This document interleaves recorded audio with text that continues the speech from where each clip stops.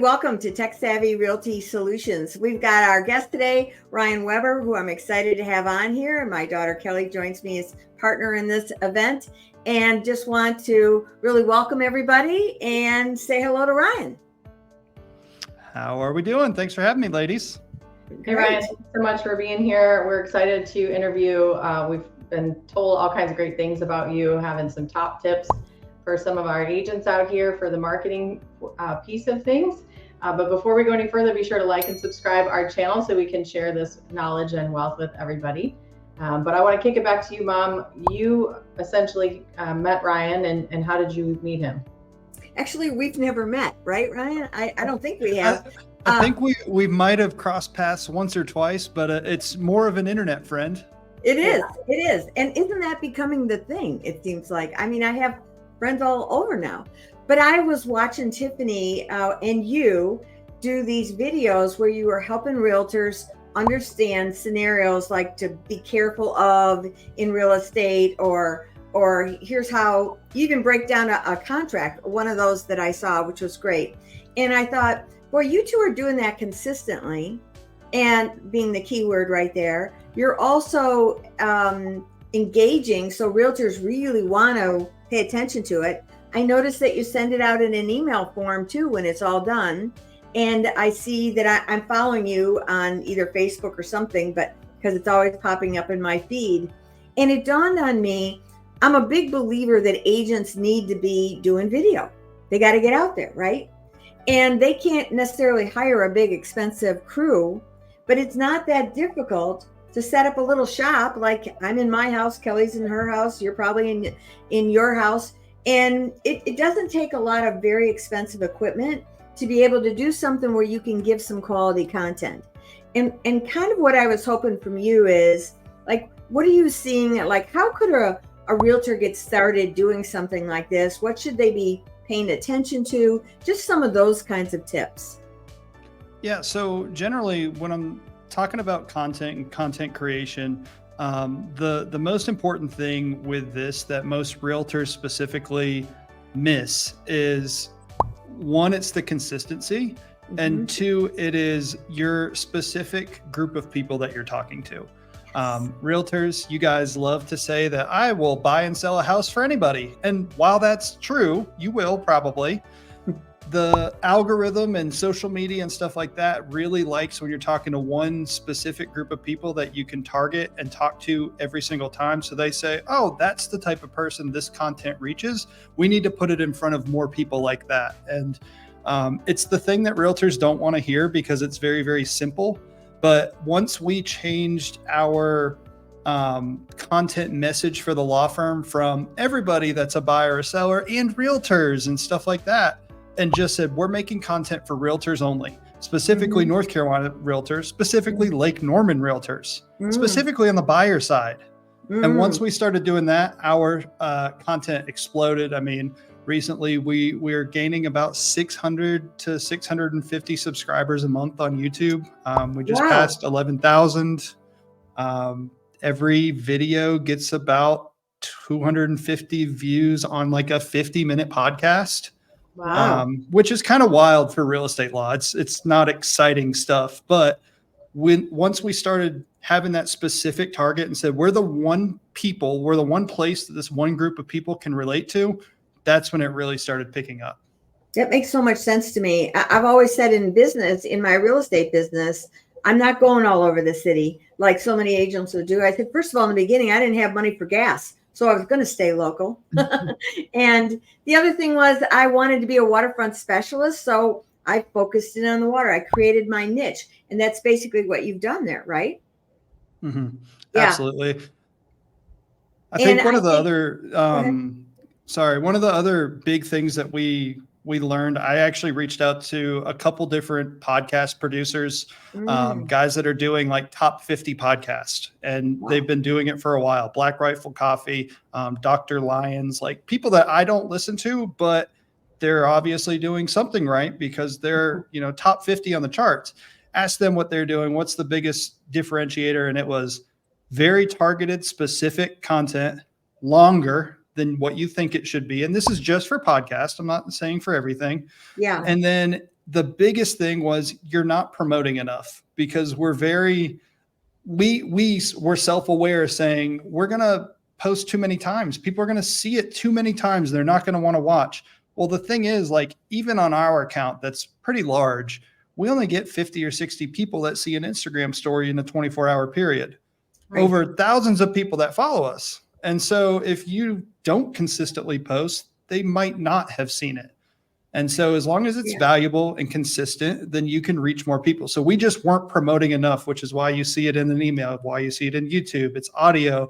We've got the highlight clips. We post it on stories every single week. I mean, it's probably 20 to 25 times we post just for one podcast. Yeah. Wow. And are you picking a podcast over a YouTube? I mean, over like a video?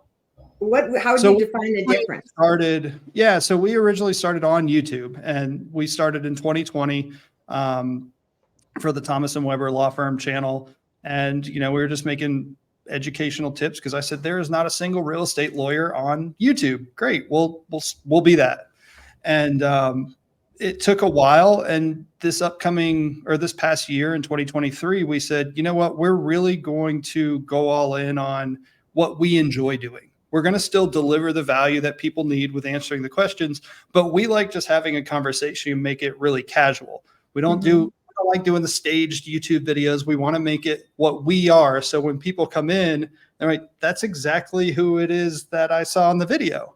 And we enjoy having conversations and showing the personality. And so we do a video podcast, because video can get repurposed in 9,000 different ways. Then the audio form goes on Spotify and Apple and all that. And then all the other fun stuff that comes with it. Yeah, I love it.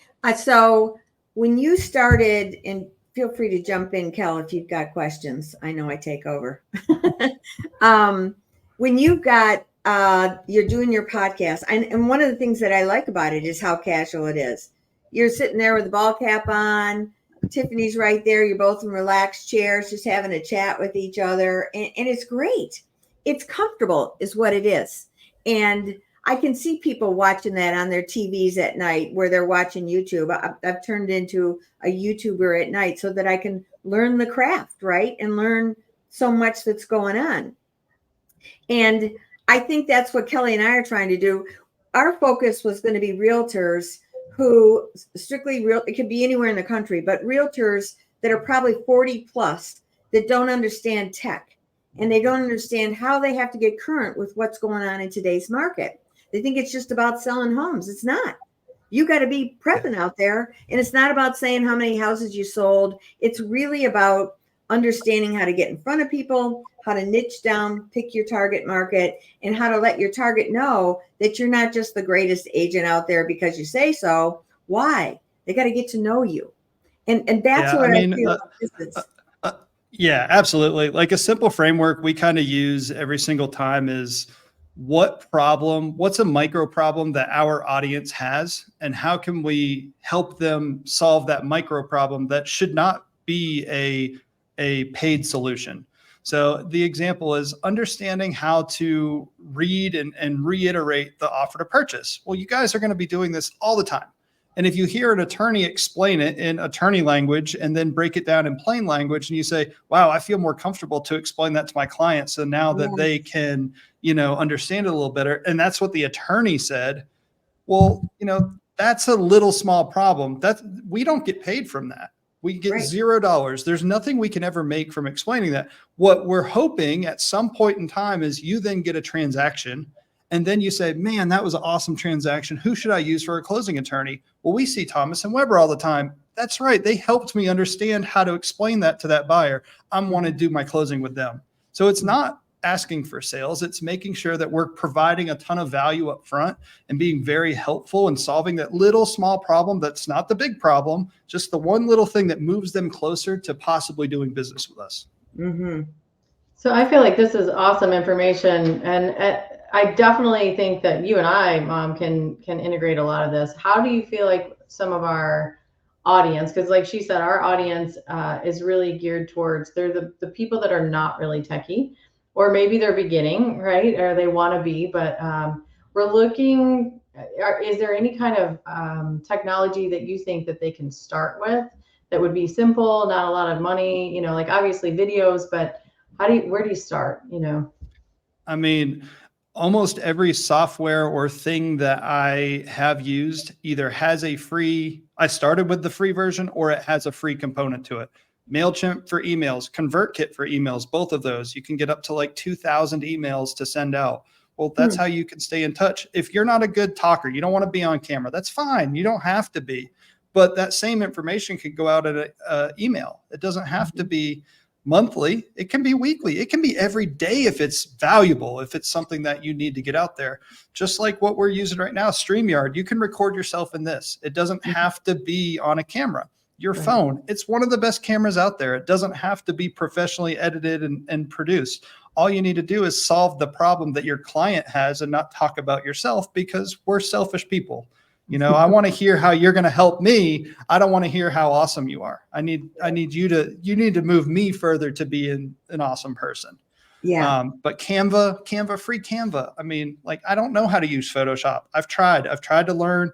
I learned on Canva. And so that's how I use everything. Every graphic we ever make for the law firm has always been on Canva. Really? Yeah. Canva's a big deal. We're going to do a whole series on Canva for this or that or this, because there's so many tools that you can create in Canva. And you can edit videos in Canva. I've done intros and bumpers for podcasts that are made in Canva because I thought it was easier than using some of the more professional editing softwares. Wow. Yeah. Did you try that before, Kelly? Were you using Canva for an editor? No, CapCut. CapCut. That's the gold standard right now. All of our social media stuff that, you know, takes off and everyone's like, wow, you guys edit so well. It's edited in CapCut and it's free. And you do the free version, or did we pay, Kelly? Well, I just upgraded to the paid myself, but I did majority of it in free. Wow. Okay. Good to know. So what's your favorite tech tool that agents you think could utilize that we haven't mentioned already? What we haven't mentioned, I think a big thing that agents could utilize that they're not using is within like a MailChimp or a ConvertKit or one of those email softwares, creating a lead magnet of something of value that someone should have paid for.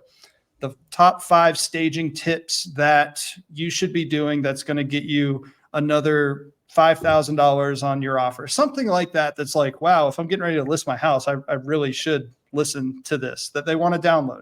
Then they download it. And then within those free email automate or softwares, you can create automations. Right. And so now you can have a drip every 2 or 3 days solving more of those problems, because if they clicked on that free PDF download or the free webinar video that you made, they want more information. And so if you continually put that out and create it once, and now every time they download it, you know, you have a 10 email sequence that's already created for them. You now did the work one time to get the results over and over and over again. And from that, you've created a database, right? An email database of whoever the target market was that downloaded that. And now you can market other things, you know, right? Absolutely. I mean, for us, for an example, you know, we've got real estate agents that we're trying to create stuff for. And, you know, I send out one email and I had 100 real estate agents sign up to a free headshot day because we were updating people's headshots for free. 100 people from an email. Well, that cost me $0 to do any of that. I typed out an email and said, do you want this? You guys probably all need to update your headshots. I'll do it for free. Come on over and check out our new Huntersville office. So there was my offer. But, you know, because I'd been gathering emails and being able to use that, fantastic. If I would have wanted to, I could have then created a 10 or 15 or however many emails afterwards that was already created beforehand and said 5 days later, send them a follow-up that says, hey, how'd you enjoy your time at the Huntersville office? Did you know XYZ? And then 3 days later, we could send something that said, if you enjoyed it, could you just leave us a review? It could be as simple as that. And then 4 days later, you could send something else like, hey, did you know that 2 doors down was Crafty Beer Guys? And after your closing, you can go get a drink. Just bring your receipt over and we'll pay for it. Stuff like that. Wow. Great ideas. Yeah. You know, and this is also, obviously, Ryan, you're super great at marketing. You can already tell. But for the average agent who maybe not be as savvy with the follow-up campaigns like you're talking about, we can certainly use Chat GPT for this. You can use virtual assistants for this. There's lots of different ways. So don't let that be something that holds you back from being able to follow through on these processes. These are simple steps, and you don't have to be the creator of them. There's so many free tools out there now that can allow you to create them right online. Mm-hmm. Yeah, I think the beauty of those automations are the create it once and then it's completely finished, and you can reap the rewards for years and years and years to come. So I really think utilizing some sort of free lead magnet type thing to get your potential clients to download something, webinar, attend an event, attend an open house. What if you guys already had your 5-day email sequence built out from an open house that you went to? I bet you would have offers in a lot quicker. So there's a lot of different little things you can do with it, but using the power of the internet to do things once that last a lot of time, or make things quicker is, really nice. That's what it's for. Yeah, we love that.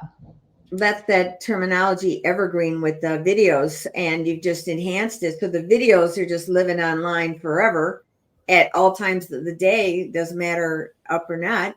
And now you've got this that just drips up right to it. It's a powerful tool. And that's really what we wanted to do here for a lot of those realtors, is just help them see that it isn't just about cold calling. It isn't just about farming a neighborhood and spending a fortune on dated concepts of how to get in front of clients.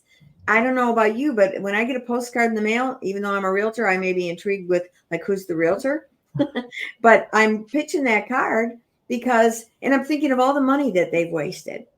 And this is just so much more effective, and the potential to be in their face, especially if you're doing targeted marketing with a niche like that, right? And I think, you nailed the head, you hit the nail on the head with targeting neighborhoods, because I would 100% do that. If you're door knocking neighborhoods and targeting neighborhoods, great, awesome. Also do it on the internet at the same time. And now while you're knocking, your videos are knocking 100 other people at the same exact time, because they could have just saw you on video and an ad, or, because you just said, the points, new updated metrics for this week. And they're like, you're the lady, I'm reading her post right now, and you're coming over to see me. So, there's a lot of ways you can utilize it to take the old school methods and just kind of let the internet amplify everything that you're doing. Yeah, love it. That's awesome. Got any more tips you want to share before we let you sign off? No, I think the biggest thing is, video doesn't have to be intimidating. It shouldn't be intimidating. You are who you are. It's what your face is. It's what you look like in person. So you might as well show people and let them start to get to know you beforehand. The biggest thing is be different. Every realtor generally says the same things. Well, the realtors that say different things and stand out and are unique are generally the ones that are getting more and newer business. Yes. So be you, figure out what it is and who you're talking to, and just solve those little small problems really quickly for them. I'll leave the agents with this. This is this is my formula that I use to write, but writing is also how you would speak. So almost every video, if we're doing some sort of sales type video or trying to get some sort of action, it starts with a problem call out. So we're going to call out a specific problem of that audience. From there, we're going to tell them how much worse their life's going to be if they don't solve it. Wow. Next, we're going to give them the solution of what that is, our solution that we're offering to them, or the answer to the problem. Then we're going to tell them how awesome their life is once the problem's solved. And then finally, you give them that next step, or what to do next, that call to action. So, let's use an example for staging. I'll do it off the top of my head, so bear with me. You're ready to list your house and you want to get the absolute top dollar for that house. You might not have considered that staging could be something that could increase your profits $5,000, $10,000, even $20,000 from staging your house correctly. Well, when you stage, make sure you call the realtor first, so you're not doing things that aren't going to get you the highest value. So there you go. There's your solution. Call the realtor first before staging. So now when you stage your house properly, you're not going to do wasted time or wasted staging, and also get more money for your house than what you were originally going to do if you left your same furniture in. So make sure you give Kathy Byrnes a call the next time you are listing your house and need it staged.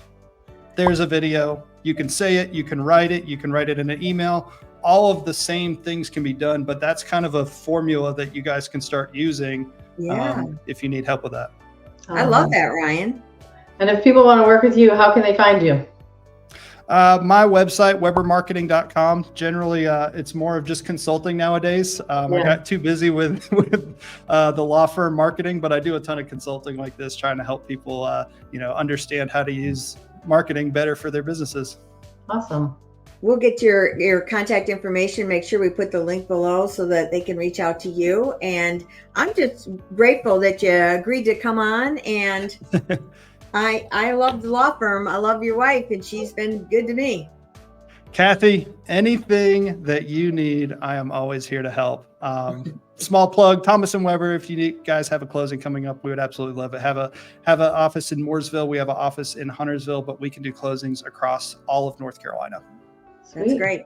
And they do a great job. Thanks again. Don't forget to like and subscribe, and be sure to check down below for Ryan's information, and tune back in for lots more tech tips coming up. Thanks, everybody. Thanks.